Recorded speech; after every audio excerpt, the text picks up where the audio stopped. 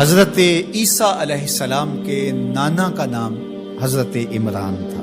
حضرت عمران کے ہاں اولاد نہیں تھی، ان کی زوجہ حضرت حنا سلام اللہ علیہا، پیغمبروں کا خاندان ہے، پیغمبروں کی صحبت ہے، تو وہ بھی صبر شکر کر کے اللہ کی رضا پہ راضی تھی۔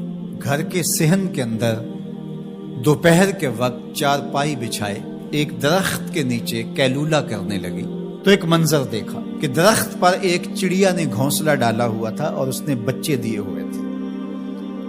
وہ کہیں سے اڑ کے جا کے دانا اٹھا کے لاتی اور بچہ چونچ کھولتا اور ماں اس کی چونچ میں دانا ڈال دی۔ چڑیا کے بچے کے ساتھ چڑیا کی محبت کو دیکھا تو حضرت حنا کا دل چوٹ کھا گیا اور بارگاہ عزدی میں عرض کی، مالک تو نے جانوروں کو بھی بچے دیے ہیں اور وہ ان سے پیار کر رہے ہیں، تیرے دربار میں کیا کمی ہے اگر تو مجھے اولاد عطا کر دے۔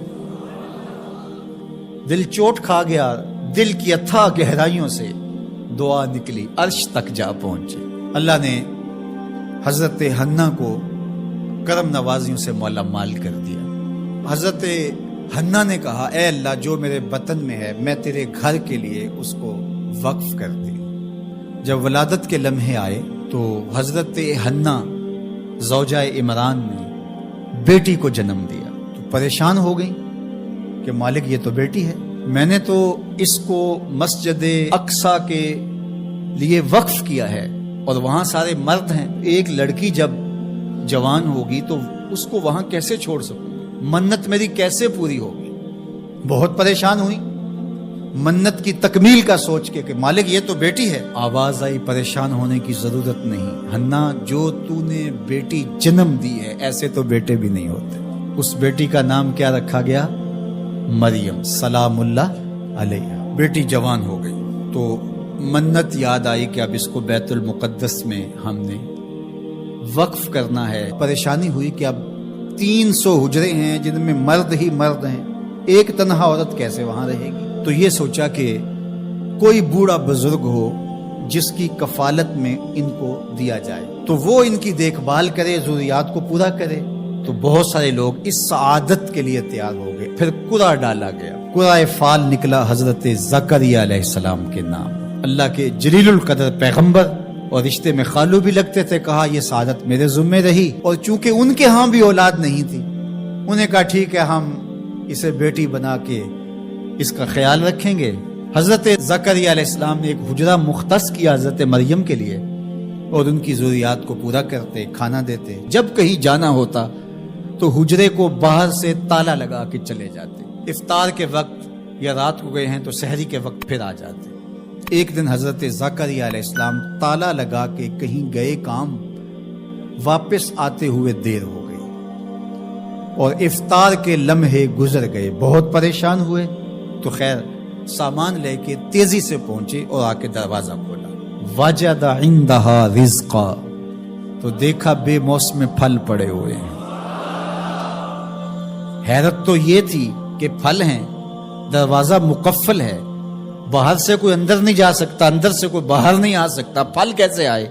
پہلی حیرت تو یہ، پھر پھل بھی بے موسم ہے۔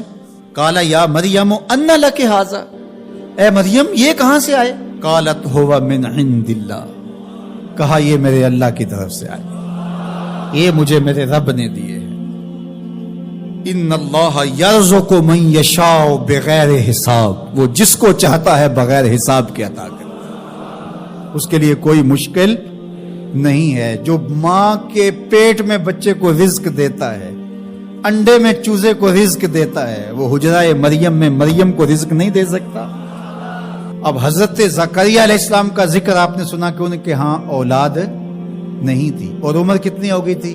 120 سال، اور آپ کی زوجہ کی عمر 100 سال ہوگی، تو اب تو امید بھی ختم ہو گئی اولاد کی۔ لیکن جب بے موسم پھل دیکھے نا تو اندر چھپی ہوئی امید کی موہوم سی جو چنگاری تھی وہ بھڑک اٹھی، اور حضرت زکریا نے ہاتھ پھیلا لیے، ہنالک دعا زکریا رب، مالک جب تو مریم کو بے موسم پھل دے سکتا ہے، میرے شجر عمر پر اولاد کے آنے کا موسم بیت گیا ہے، لیکن مالک کیا تو مجھے بے موسمی اولاد نہیں دے سکتا؟ حضرت زکریا وہیں کھڑے ہو کے دعا مانگنے لگے۔ معلوم ہوا جہاں رحمتیں اترتی دکھائی دیں وہاں دعا مانگی جاتی۔ ہم جب اللہ والوں کی قربت میں جا کے اللہ سے دعا مانگتے ہیں تو کچھ لوگ معترض ہوتے ہیں کہ اللہ تو ہر جگہ موجود ہے، یہاں کیوں مانگ رہے ہو؟ مسجد اقصی پاس ہے لیکن حجرہ مریم میں اللہ کا پیغمبر دعا مانگ رہا ہے، وہاں رحمت آنکھوں سے اترتے ہوئے دیکھی۔ ان رحمت اللہ قریب من المحسنین، اللہ قرآن میں فرماتا ہے میری رحمت محسنین نیکوکاروں کے نیڑے ہوتی ہے، اس لیے ہم اللہ والوں کے قریب جا کے اللہ سے مانگتے ہیں، مالک تیری رحمتیں یہاں برس رہی۔ ہنالک دعا زکریا ربہ، وہیں کھڑے ہو کے دعا مانگنا شروع کر دی، اللہ مجھے ستھری اولاد عطا کر۔ پھر کیا ہوا کہ کہا گیا یہاں دعا کیوں مانگ رہے ہو، میرے گھر میں آؤ۔ کہا گیا نبی ہو کے ولیہ کے حجرے میں دعا مانگ رہے ہو، تمہیں کچھ نہیں دیا جائے گا؟ نہیں، سنو قرآن سنو۔ فنادتہ الملائکہ، فرشتے آ کے پکار کرنے لگے۔ کب؟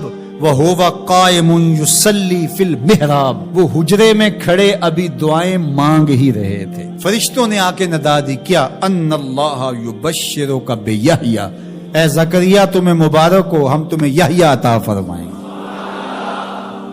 اولاد مانگی ہے تو یحییٰ ملے گا، لیکن اکیلی اولاد نہیں مانگی، ذریۃ طیبہ، ستھری اولاد مانگی ہے، پاک اولاد مانگی ہے۔